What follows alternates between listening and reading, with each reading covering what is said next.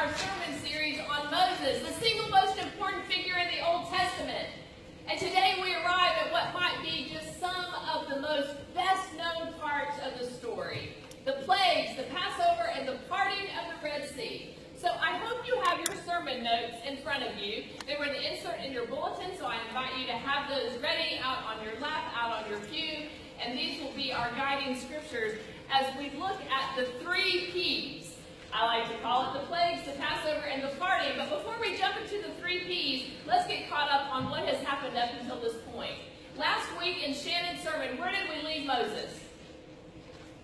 Or where what? Okay, the folks that came to the 8:30 service are not allowed to answer.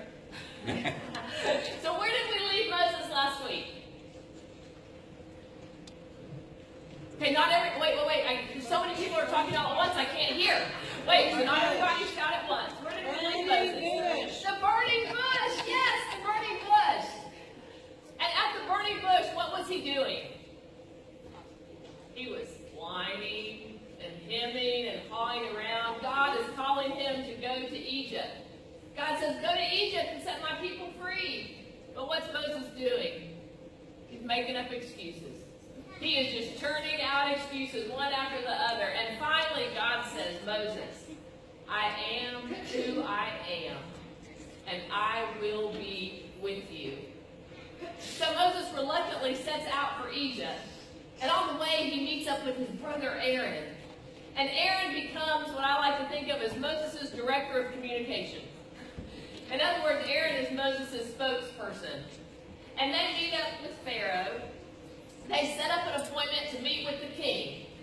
And you know they dressed up because you dress up before you go and see the king. And so they go and they meet Pharaoh. And this is how it goes down in scripture number 1. Afterward, Moses and Aaron went to Pharaoh and said, this is what the Lord, Israel's God, says. Let my people go so that they can hold a festival for me in the desert. But Pharaoh said, who is this Lord who I'm supposed to obey by letting Israel go? I don't know this Lord, and I certainly won't let Israel go. Can't you just see Pharaoh puffing up his chest and with a prideful roar saying, who is this Lord? Because you see, according to Egypt's religion, Pharaoh himself was like a god. And there was no way that he was about to give in to a God that he didn't even know. There was no way that he was letting the Israelites go. So when Moses and Aaron go before Pharaoh and make this request, here is Pharaoh's response to their request in scripture number 2. On the very same day, Pharaoh commanded the people's slave masters and supervisors, don't supply the people with the straw they need to make bricks like you did before. Let them go out and gather the straw for themselves. But still make sure that they produce the same number of bricks as they made before. Don't reduce the number. They are weak and lazy, and that's why they cry, let's go and offer sacrifices to our God. Make the men's work so hard that it's all they can do, and they can't focus on these empty lies. Now they are forced to collect their own straw while maintaining the same daily quotas. It's really an impossibility. And it's really quite sad. I mean, here are Moses and Aaron. They are trying to help liberate the Israelites, trying to help the Israelites move into freedom. And what do? They just made their life harder. I mean, it's really quite sad. I mean, Moses and Aaron have the best intention. They're trying to do something good, and what happens? They just made it worse for the Israelites. And so Moses cries out to God, why did you send me to do this if it's not going to work? Have you ever been there? You know, God's sort of like calling you to do something, and you feel really good about it, and you sort of start moving forward, and then it almost fails before it begins. And it's like, God, why? Why do you want me to do this if it's not going to work? And God says to Moses, and God says to each one of us, God says, I got this. Well, that's not exactly the conversation that Moses and God had, but here it is in scripture number 3. Then Moses turned to the Lord and said, my Lord, why have you abused this people? Why did you send me for this? Ever since I first came to Pharaoh to speak in your name, he has abused this people, and you've done absolutely nothing to rescue your people. Can you imagine saying that to God? I mean, look at what Moses says to God. God, you've done absolutely nothing. And the Lord replied to Moses, now you will see what I'll do to Pharaoh. In fact, he'll be so eager to let them go that he'll drive them out of his land by force. And what does God do that makes Pharaoh so eager to drive the people out? The 10 plagues. The 10 plagues. The epic showdown between God and Pharaoh, as you see illustrated there on your sermon notes. First, the water in the Nile is turned to blood. Now, when the water in the Nile turns to blood, what are the frogs in the Nile River going to do? They're going to jump out. And so they leave the Nile River and they jump out and they cover the ground. And then lice begin to swarm, followed by flies. And then diseases begin to kill the livestock. And before long, people begin to develop skin sores and blisters and boils. And next, there's hail and fire and thunder and lightning damage the crops, followed by locusts, then darkness, all designed to force Pharaoh into giving the Israelites their freedom. All of this was done so that the Israelites could be free, and none of it worked. None of it worked. Can you believe that Pharaoh still didn't give in after all of this until finally the 10th plague, the death of firstborn sons, the climax of this epic battle. But before the 10th plague takes place, Moses tells the Israelites to get ready. Get ready. Moses tells God's people, take a lamb, slaughter it, then take the lamb's blood and brush the blood on the doorpost of your home. And then that night, God sent an angel of death throughout Egypt that took every firstborn child and the firstborn of every flock of animals. But when the angel came to a home that was marked with the blood of the lamb, death passed over that home. And hence that night would be remembered as the Passover. And scripture number 4 records what happened that night. At midnight, the Lord struck down all the first offspring in the land of Egypt. A terrible cry of agony rang out across Egypt because every house had someone in it who had died. Then Pharaoh called Moses and Aaron that night and said, get up, get away from my people. Both you and the Israelites, go. You see, this was the night that God liberated the Israelites from slavery in Egypt.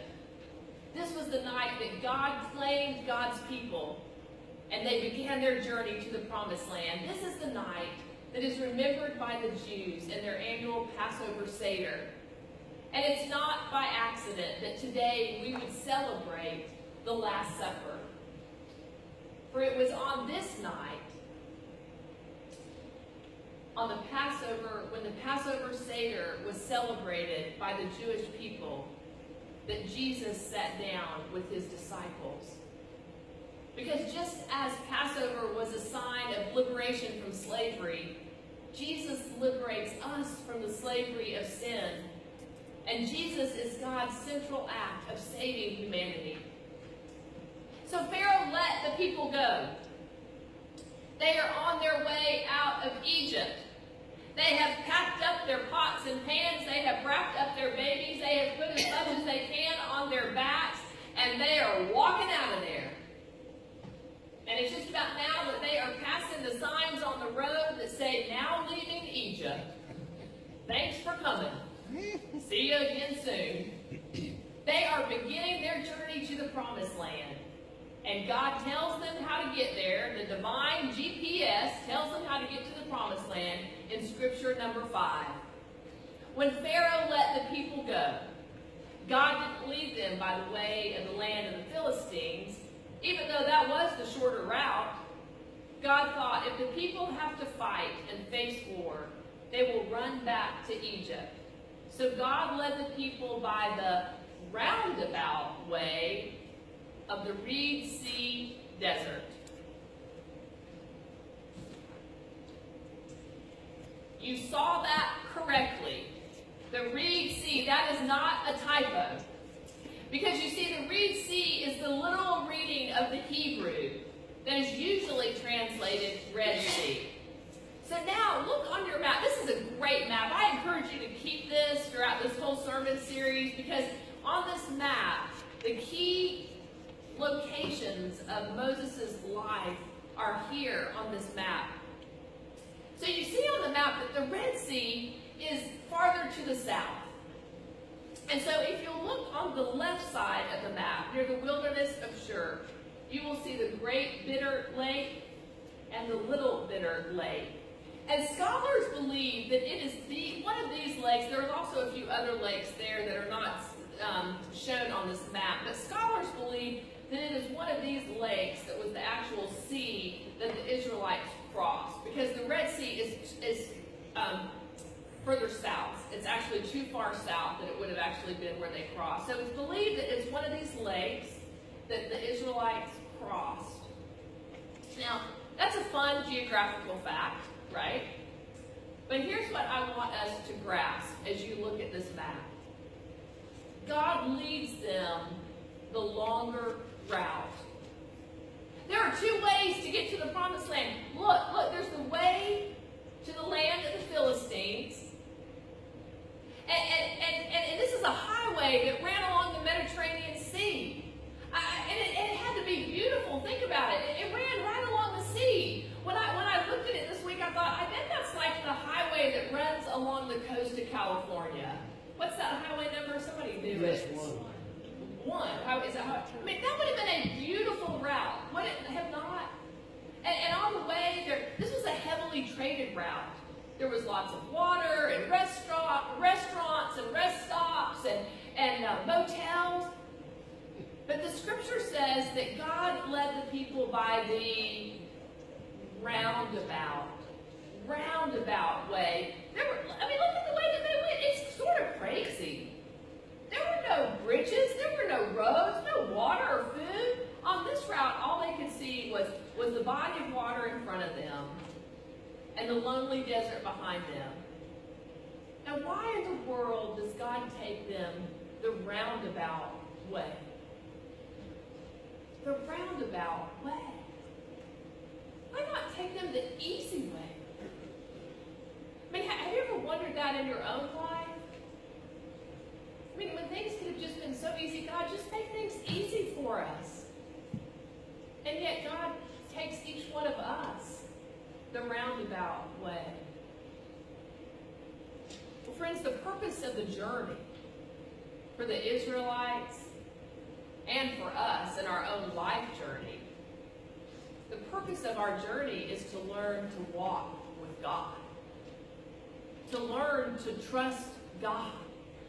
It is not about making things easy or quick. It is about trusting in the God that goes before us and behind us. To go with God wherever God is leading. You see, the Israelites were on their way to freedom. And freedom doesn't come from having an easy journey. Freedom is what comes from the inside out. Freedom comes on those desert roads where we learn to let go of our fear and to cling to the God who is with us. And the Israelites knew that God was with them. Do you remember how the two signs that the Israelites knew that God was with them? Because during the day, God supplied a pillar of cloud. And in the night, God supplied a pillar of fire to lead them in the roundabout way. So they are going about this roundabout way, and then God orders them to set up camp in front of a sea, in front of a body of water. And as I mentioned before, it was probably one of those lakes. And God tells them to set up camp in front of the water. And if you think about it, it's almost as if God is setting them up. They've got water in front of them, and then the desert behind them where Egypt, where they just came from. So let me tell you what happened in Egypt. Let me tell you what's happening in Egypt now that the Israelites have left.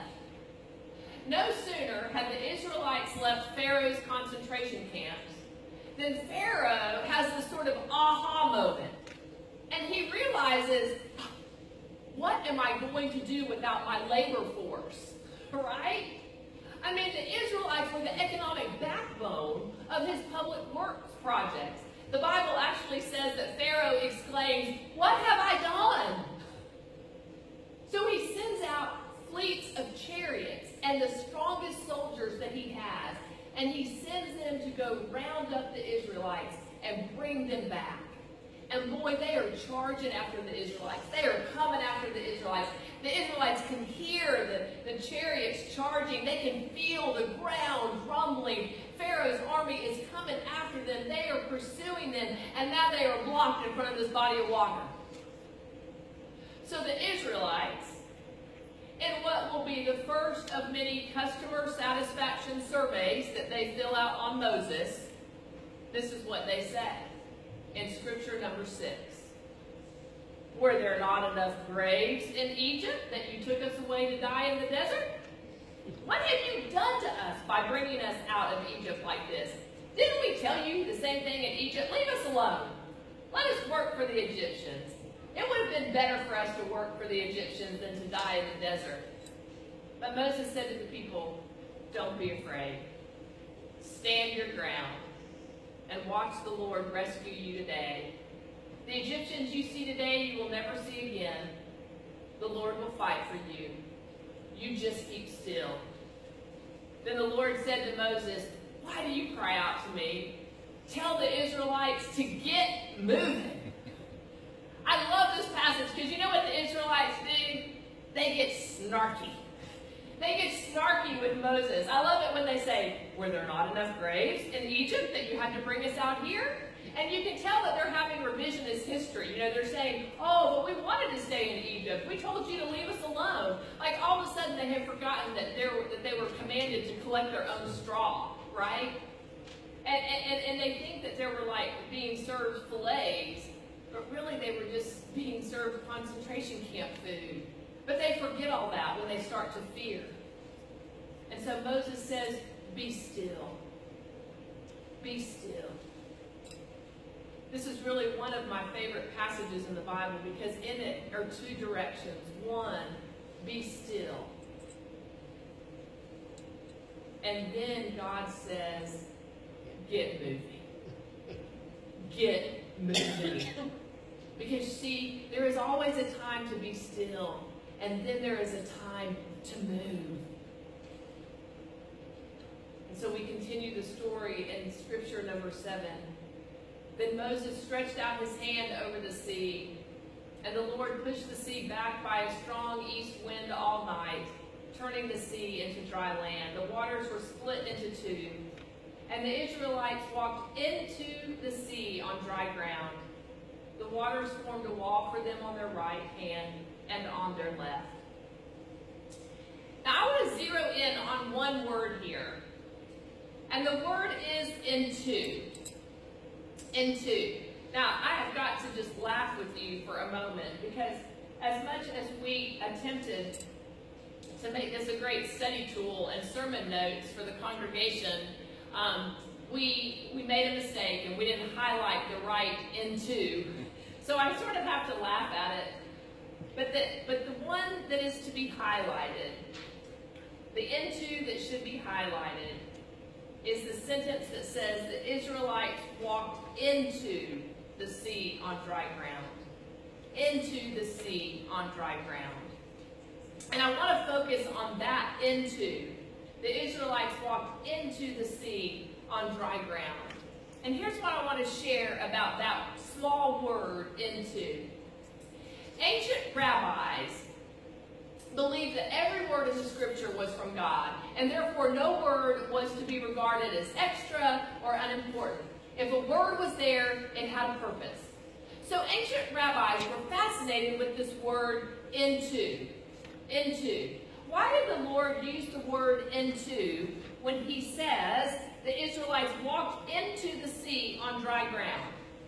Why didn't it say something like they went on dry ground through the sea? Why into? It sounds like they walked into the water. Well, the ancient rabbis answered that question with the story known as Midrash. And you'll see the definition of what Midrash there. It's commentary on Hebrew scriptures. It's this ancient Jewish interpretation of the text. So this is not scripture, what I'm about to share with you. It is not scripture. It is rabbinic literature. It is like an interpretation. But it's such a powerful image, I want to share it with you. So the rabbis, in order to explain why the Lord used the word into, they said this, that when Moses raised his staff over the Red Sea, nothing happened immediately. And so the Lord said to the Israelites, what are you waiting for? And so the 12 tribes of Israel started to argue with each other about who was going to go first. Right? You've got the sea of water in front of you. They're standing on the shoreline, and they start to argue who's going to go first. Who's going to take the honor of walking into the sea first, right? And they're just sort of like saying, no, you do it. Oh, no, you do it. Who's going to go first? Well, they argued back and forth, and finally a man named Nahshon became frustrated with the arguing, and so he took the first step, and he started walking into the sea. And he walked up to his ankles, and nothing happened. And he kept going up until the waters were up to his waist, and nothing happened. And the waters reached his chest, and nothing happened. And the waters reached his neck, and nothing happened. But when the waters of the Red Sea reached his nostrils, the sea opened up, and the waters became dry ground, just as God promised they would.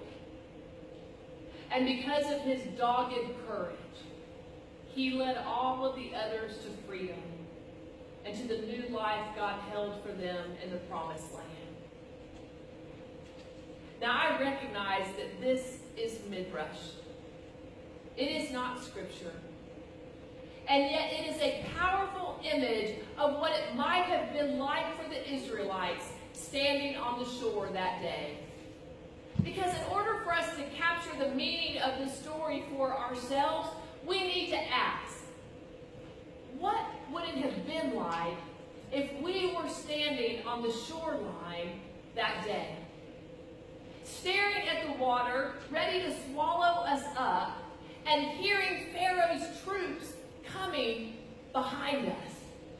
There we are, standing between Pharaoh's army and the banks of the sea, and we are scared out of our wits. We all come to times like that in our life, do we not?